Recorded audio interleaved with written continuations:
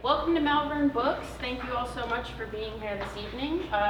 We are here to celebrate the release of Alisar Eido's third novel, Wake of War.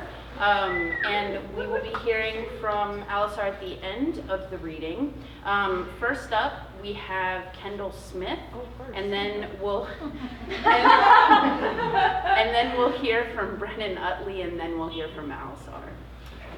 Kendall Smith was born and raised in Austin. In the past, she's been a ballerina, self-proclaimed chef, an avid gamer, and an amateur podcast host. Please welcome Kendall Smith.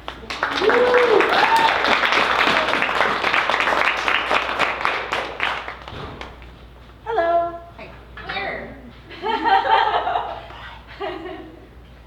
Super congratulations to Alisar. He said this is pretty awesome. If I'm not loud enough, because I am going to be looking down, just let me know. Thanks. And I guess I should say the title of the book, right? That's relevant. So this is from my first book. It's called The Soul Secret. It is part of a series, but currently working on the sophomore series, or the sophomore book of it. Yeah? Alrighty. Okay, let's see. Through the commotion, they heard a mashup between a warrior's battle cry and a goofy outburst. No way, Jinx chortled as soon as she came into view. Ginny had 2 daggers, one in each hand, and was flailing them about. She pierced armor and slashed flesh recklessly, causing the men who hadn't fallen back from Jinx's magic to topple down from grave injuries. Blood splattered and flowed, and she had somehow managed to keep her white and blue robes spotless, hoisting the hem up, revealing her legs from the knee down. Where'd her sense of decency go? When the last man fell, she exhaled and dropped the blood-soaked daggers to the ground. It's clear all the way up, she panted. We probably have another 5 minutes before they send another wave. Jinx and Zri were stunned, watching as she found a way to tie the bundle of skirt in her hand, so the edges of the robes remained off the ground without her having to hold them. She was mildly amused by their shock, and smirked a little before tossing a shrug their way. I've got layers. You definitely have some explaining to do later, Zri finally spoke. But now we need help with this. She stepped aside to let Ginny's eyes fall on Beau. A look of concern washed over Ginny's face, and she rushed to kneel by him. She inspected the wound at his temple. They watched as she ripped a piece of her own robes and wrapped his head up.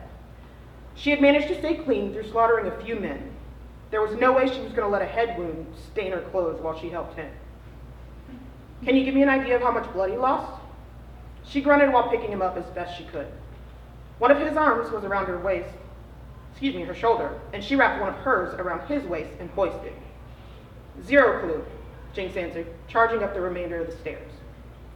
I don't know where my bureau is, so I can't heal him right now, Ginny informed them while toting Beau's half-awake body. Wake up and help me a little more, Beau. With the hand that wasn't helping to hold him up, she swung upwards and slapped at his cheek.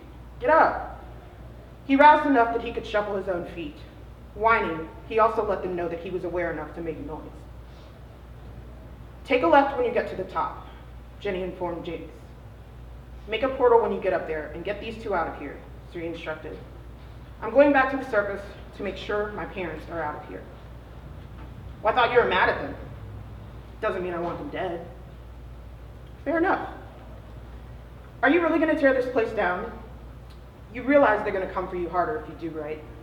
Jinx asked when they were all at the top of the stairs. Ginny used the moment to adjust Beau's weight distribution while giving him another reviving slap. If I know the Synod the way I think I do, their primary focus is going to be restoring order to their base of operations. The more damage I do to this place, the more time it buys me while they try to clean it up before tracking me down. She was right. All right, let's get Beau McBleedy somewhere he can get healed, Jinx suggested, placing her palm to the wall. We're going to the academy. I imagine I've got some explaining to do to the council, and we can get Beau back up and running in case he flat out dies. Without her having to vocalize a spell, a portal began to swirl against the stone growing out from where her palm was pressed. That, she added, and the academy is the only place I can get to without any transport oil. They confiscated my bag when they took us. I'll send word there once I'm ready for you, Zri called over her shoulder, already headed in the opposite direction, back towards the main arena. Be careful. A half hour had passed, and wherever he had been, Harvard grew frustrated when he returned to the arena to see Sherry and Xavier. Why are you still here? There were only about 20 people that remained in the crumbling chaos.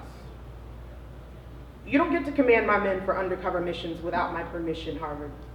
Xavier had stayed to speak to one of the guards that had disguised himself. Dad, you need to get Mom out of here now. And by the way, it was one of those situations where it was better to ask for forgiveness as opposed to permission.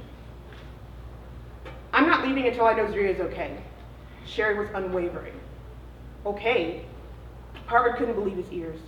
Sherry was concerned about Zri, even though she was the one destroying the grounds. Mom, she's ripping this building down brick by brick. Harvard motioned around them, the ground still shaking. She's doing this, and if we don't leave, she's going to kill us. I need to see her. Would you talk some sense into her? Harvard petitioned Xavier for help, only to be ignored as he was still speaking with one of his men. Don't worry about finding her, Xavier was saying. Gather all the guardians and get as far away from this place as you can. I'll send a summons out as soon as I get a grip on this, but until I do, it's not safe for any of us. Sherry took several steps away from him, only to have her son grab her arm. I'll apologize later for this, Mom, but you can't wander off. We have to get you out of here. With a vicious jerk, she retracted her arm from his hold. I'm not leaving until I see her. Sherry didn't know that seconds later, her bid would be satisfied.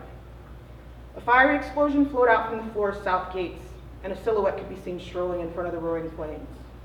The figure stopped between two of the columns that decorated the entryway and stretched out her arms to rest a palm on each flanking support. She rolled her neck and shoulders like she was cooling down and stretching after a good workout. How dare you desecrate these sacred grounds? One of the 7 members of the Synod stood to condemn her. It was Zri. They had not yet vacated the area, staying steadfast in their lofty veranda, overseeing the disorder. Stop this at once, heathen. Make me. Wings appeared, expanding, and then the wind picked up and added to the turmoil of the atmosphere in tandem with the trembling ground. Bruises and dirt decorated her skin, but it was clear that her strength was still growing exponentially. From her core, an evil laugh echoed throughout the arena. We have to go, Harvard asserted. Now. He began to push his parents and the guards they had been interrogating. He seized Sherry's wrist because she needed a bit of extra guidance, looking back to see her child in her full glory. She was a spitting image of her father, blazing eyes, billowing hair, and that smirk.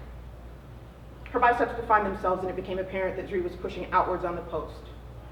The kaleidoscopic appendages that spread from her shoulders flapped one time, hard and fast, drawing in flames from all of the torches. Telepathically, she guided the collecting flames to frolic around the main stage she had her hands on, and an instant later, she pushed.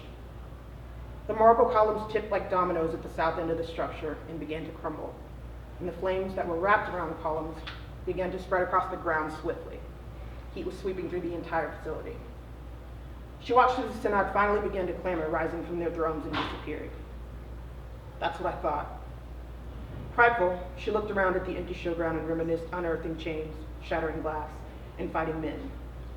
The quaking of the world was music to her ears, and the sight of the stone collapsing was art to her eyes. Turning to leave, she let out a pleasant exhale while walking into the city streets. It's good to be home. Thank you.